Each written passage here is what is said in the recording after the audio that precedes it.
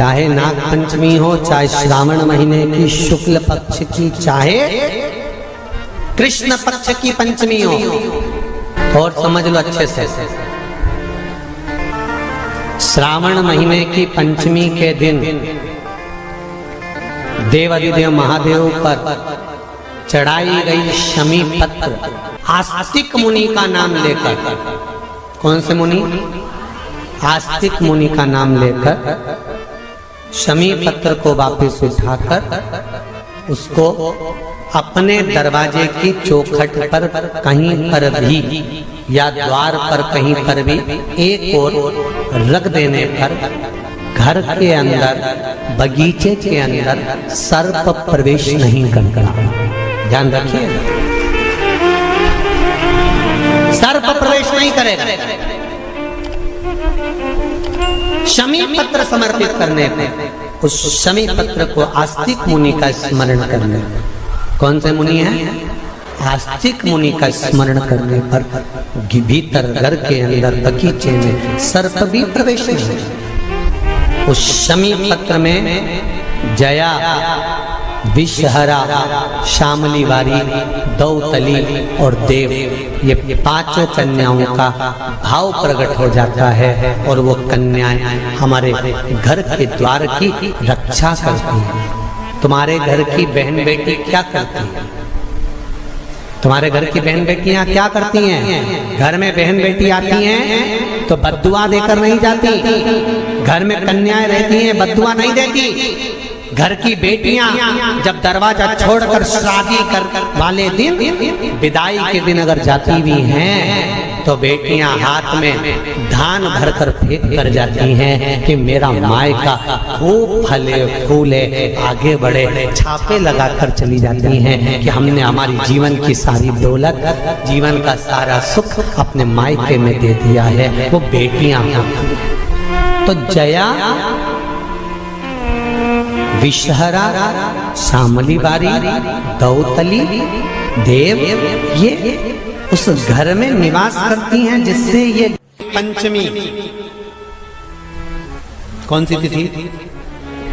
पंचमी, चाहे वो शुक्ल पक्ष की हो, चाहे वो कृष्ण पक्ष की। श्रावण महीने की पंचमी के दिन शंकर भगवान पर जिस परिवार के व्यक्ति का कांवड़ जल हमने बताया है आपको, जरूरी नहीं है कि डंडा बांधकर 2 कावड़ के जल के लोटे लेकर जाओ, आप अपने हाथ में भी 2 पात्र लेकर जा सकते हैं। पंचमी तिथि के दिन हाथ में 2 लोटे जल के, 2 कलश जल के जब हम शंकर भगवान को चढ़ाते हैं तो ऊपर जो कमंडल होता है शिव जी के ऊपर जलधारी होती है, जिसमें जया, विषहरा, शामली बारी, दौतली और देव, शंकर भगवान की 5 बेटियां जिसमें विराजमान होती हैं। जब हम जल समर्पित करते हैं, हमारे पीढ़ी में, परिवार में अगर कोई अधोगति में मर गया होता है, कुंवारी अवस्था में चले गया होता है, गर्भ में मर गया होता है, गर्भ के बाहर निकलकर भी अगर कुंवारी अवस्था में चले गया होता है, तो श्रावण महीने की दोनों पंचमी पर परिवार का अगर कोई एक व्यक्ति भी जल चढ़ा देता है शंकर भगवान पर, तो सर्प की योनि में नहीं पड़ता, जीव मुक्त हो जाता, प्रेत योनि में सर्प की योनि से मुक्त हो जाता।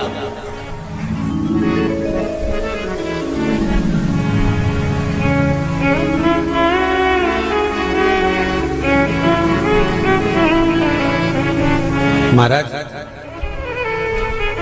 हमारे यहाँ सांपों की पूजन कौन से दिन होती है, कौन सी तिथि में करते हैं? जम के बोलो जरा। नाग पंचमी। नाग पंचमी का मतलब क्या है? सांपों की पूजन करो। नाग पंचमी का मतलब होता है शंकर जी के मंदिर में जाकर 1 लोटा जल समर्पित कर दो। उसका कारण क्या है कि हमारे परिवार में, हमारे कुटुंब में कोई कुटुंब में, परिवार में कोई 7 पीढ़ी के अंतर्गत भी अगर कोई जीव तड़प रहा होता है, पड़ा हुआ होता है, उसकी मुक्ति नहीं होती है, तो पंचमी का चढ़ा हुआ जल उस जीव को प्राप्त हो जाता है और वो जीव तर जाता है, उसका फिर जन्म नहीं होता, वो तर, इसको मुक्तता कहता है, इसको मोक्ष कहता है।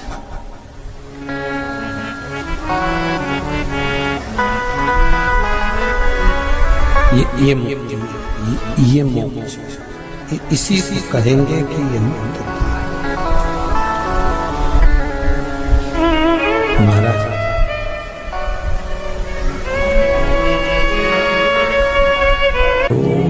चाहे नाग पंचमी हो, चाहे श्रावण महीने की शुक्ल पक्ष की, चाहे कृष्ण पक्ष की पंचमी हो, और समझ लो अच्छे से, श्रावण महीने की पंचमी के दिन देवाधिदेव महादेव पर चढ़ाई गई शमी पत्र आस्तिक मुनि का नाम लेकर, कौन से मुनि?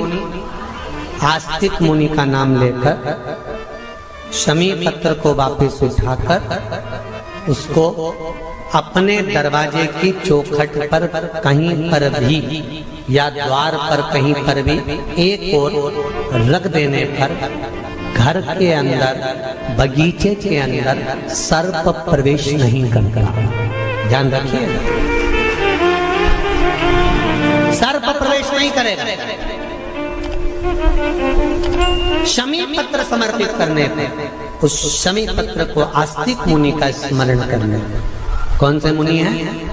आस्तिक मुनि का स्मरण करने पर भीतर घर के अंदर बगीचे में सर्प भी प्रवेश नहीं। उस शमी पत्र में जया, विषहरा, शामलीवारी, दौतली और देव, ये पांचों कन्याओं का भाव प्रकट हो जाता है और वो कन्याएं हमारे घर के द्वार की रक्षा करती हैं। तुम्हारे घर की बहन बेटी क्या करती है? तुम्हारे घर की बहन बेटियां क्या करती हैं? घर में बहन बेटी आती हैं तो बद्दुआ देकर नहीं जाती। घर में कन्याएं रहती हैं, बद्दुआ नहीं देती। घर की बेटियां जब दरवाजा छोड़कर शादी कर वाले दिन, विदाई के दिन अगर जाती भी हैं तो बेटियां हाथ में धान भरकर फेंक कर जाती हैं कि मेरा मायका खूब फले फूले आगे बढ़े। छापे लगाकर चली जाती हैं कि हमने हमारी जीवन की सारी दौलत, जीवन का सारा सुख अपने मायके में दे दिया है। वो बेटियां तो जया, विषहरा, शामलीवारी, दौतली, देव, ये उस घर में निवास करती हैं जिससे भगवान की जिंदगी किसने संवारी? ये नागलक्ष्मी है। वासुकी नाग बड़े, शेषनाग छोटे, और शेषनाग की जिंदगी अगर कोई संवारने वाली है तो ये नागलक्ष्मी, ये नागलक्ष्मी जीवन संवार। नागलक्ष्मी शिव जी की आराधना में लगी, शंकर के अनुमोदन में, शिव की भक्ति में दिन रात डूबी रहती, दिन रात।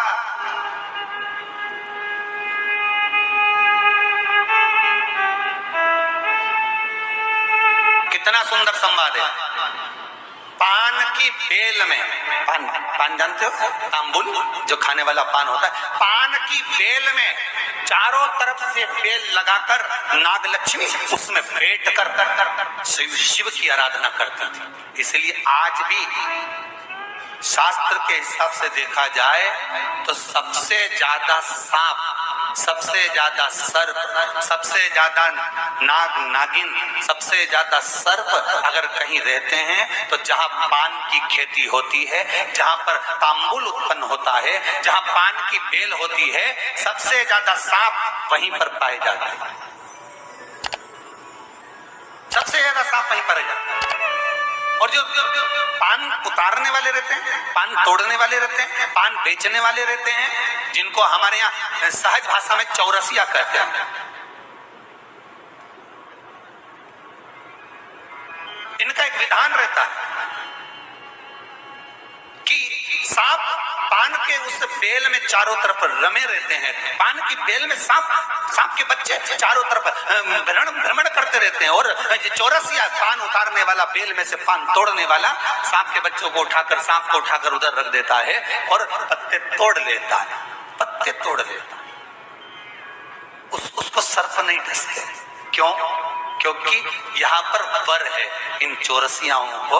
कई चौरसिया लोग सोचे होंगे कि हम नाग की पूजन करते हैं, हम सर्प की पूजन करते हैं, नाग पंचमी पे हम सर्प का स्मरण करते हैं, हमारे कुल देवता के रूप में हम सर्प पूजते हैं। पर कभी चौरसिया ने विचार करा कि आखिर तुम्हें कौन सा वर प्राप्त हुआ कि तुम्हें सर्प नहीं डसेगा? तुम्हें कौन सा वर प्राप्त हुआ कि सांप तुम्हें नहीं काटेगा? पान उतारते समय, पान तोड़ते समय, पान को ले जाते समय सर्प तुम्हें डस नहीं करेगा।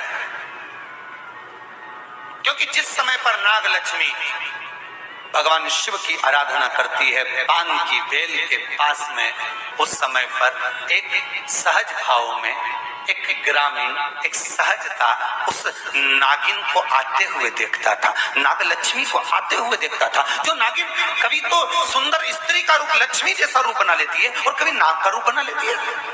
बड़ा विचित्र उसको लगता था। और वो एकांत में बैठा, इसने आकर देखा कि नाग लक्ष्मी सेवा में लीन रहती, किसी जीव को वहां आने नहीं देता।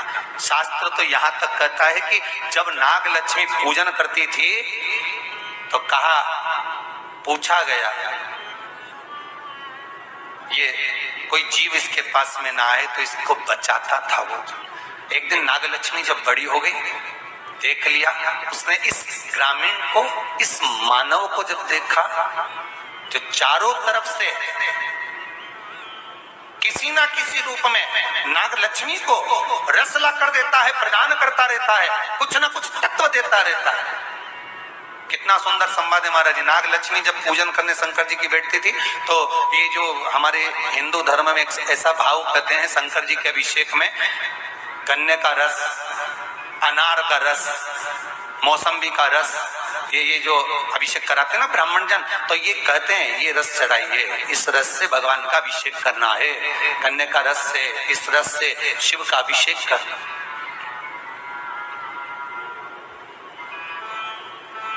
ला कर देता है, रख देता है।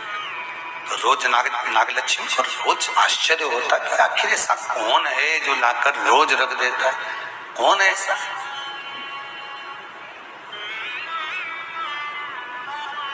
है कौन ऐसा? आज नाग लक्ष्मी ने उस जीव को देख लिया, उस मनुष्य को देख लिया, तो चारों ओर से मेरी रक्षा करता, रस को लाकर शिव के लिए देता, मैं तुझे वर देती हूं, तेरे वंश के अंदर कभी सर्प का डस नहीं होगा। तूने मेरी सेवा करी, शिव तुझे फल प्रदान करेंगे। और चारों ओर से रक्षा कर कर रस ला कर देता था, इसलिए उसका नाम का संबोधन में भी चौरसिया जोड़ा गया। चौरसिया, चारों ओर से चौकसी कर